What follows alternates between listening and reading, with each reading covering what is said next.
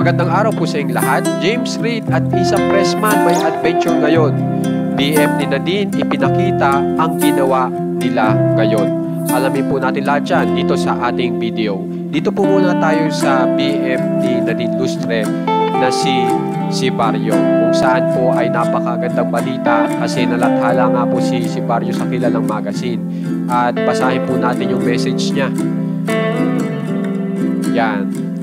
Ang message niya, we must acknowledge that everything we build or create has an impact on the planet. The real question is how we give back to the community and compensate for our environmental footprint through positive actions. So napakaganda nga po ng message ni si Barrio at hikain po ni si Barrio na kitang-kita po natin na yan ay patungkol po sa pangangalaga sa ating planeta.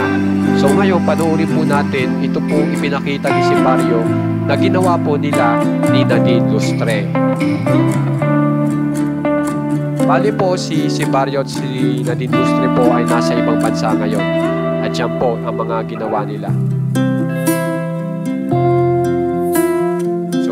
Gala mode po ang dalawa. Yan. So, kung mapapansin nyo, napakaganda po ng pinuntahan ni si Barrio at ni Nadine Lustre. So, ngayon dito naman po tayo sa adventure ni James Reid at Isa Pressman. So, panoorin po natin. Ano po nitong dalawa. Napakahilig po mag-swimming. Panoorin po natin. Yan.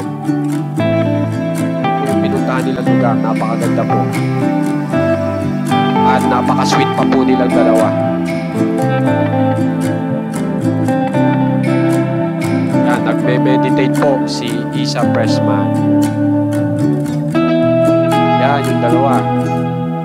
So kung mapapansin nyo, nag-enjoy naman po yung dalawa sa ibang bansa ngayon. So guys, kung gusto nyo pong ma-update sa mga famous celebs ng Pinas, subscribe na po kayo dito sa ating channel na Juan Katawa. Maraming salamat po.